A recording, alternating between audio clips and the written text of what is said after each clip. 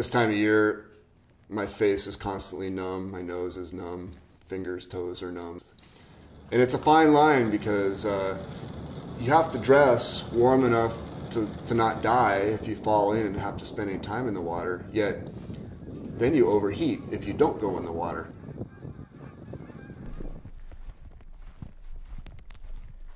I'm from Oregon. I grew up here.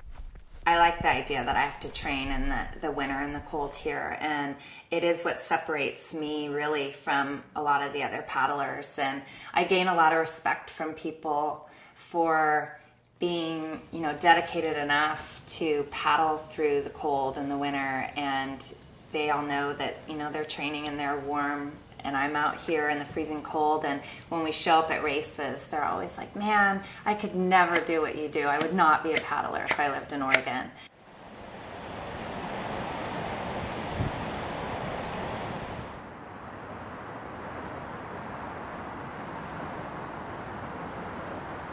I started paddling through the winter last November. I actually paddled to work, a way for me to stay up on the competition and get as much water time as I can. I put in at Willamette Park in just south of downtown, 2.5 miles, and then I paddle downriver to downtown to a marina where I store my board. At the marina, I shower and get into my work clothes. Put all my wet stuff in a little waterproof bag, stuff it in my work bag, and then my bike is stored at the marina, so I bike the rest of the 2.5 miles to my office. It just got to be a point where it was an obsession, and I figured, well, if I only do this in good weather, I'll never be able to compete with the fast guys from California or Hawaii, and besides that, I just missed it so much. I'd go down in my garage in the middle of December and I'd look at my exercise options, my running shoes, my mountain bike, and then I'd look at my poor stand-up board standing there. I was like, I'm going out. I don't care how cold it is. You can dress for it. In the winter, it's dark. It's definitely pretty lonely. I see rowers and outrigger canoeists doing their team practice with their coaches. Usually they're making a lot of noise, they've got some rhythm going, or the coach is yelling out instructions. But in general, my paddle is very quiet. Usually the only sound I'm hearing, especially in my neighborhood where I start my paddle, is just my paddle in the water. Because I'm out on the river alone a lot, at least as far as paddlers go, I have made a lot of fishermen friends, and so they'll all be out fishing, and they know me by name now, and they'll ask me, their favorite thing to ask me is, how many times are you going around Ross Island today? I'll do maybe 5 laps or 8 laps around this island, and it's a 4-mile loop about, and they think I'm crazy. They're in their boats and they've got all their heavy winter rain gear on, and here I go paddling around and around.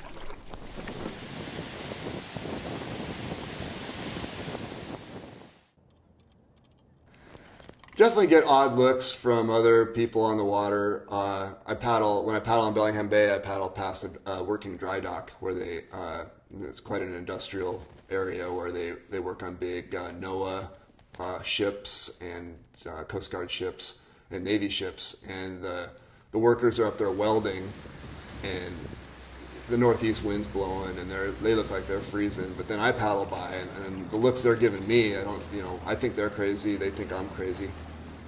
Then you get out there with the local native Lummi Indian crabbers and fishermen, and they also kind of give you the look of, what are you doing out here?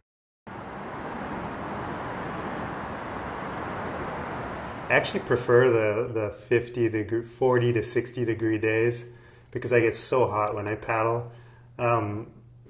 I went from winter, spring to summer, and summer actually seemed unbearable. I just don't like dripping with sweat. I like to mix things up and not just do one avenue of stand-up, and what we have here in the Northwest is just amazing. Within such a short distance, we can be in the waves. We've got one of the best downwinders, I think, in the world in the gorge with the strong winds in the summer, and we've got water all over the place. The Northwest breed of people makes us a little tougher, a little more unique. You don't have all the creature comforts of warm weather, warm water. We just have to get a little more creative with our recreation, and you know, it's not all surfing magazine covers of nice blue warm water. It's different where we are.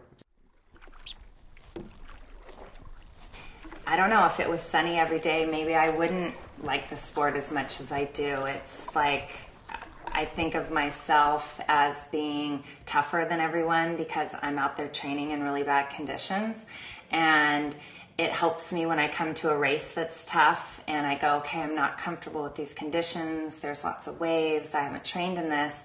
I think, you know, if I can go out in the winter and train when the current is ripping and it's pouring down rain, the water's 45 degrees, I can do this, I can do anything.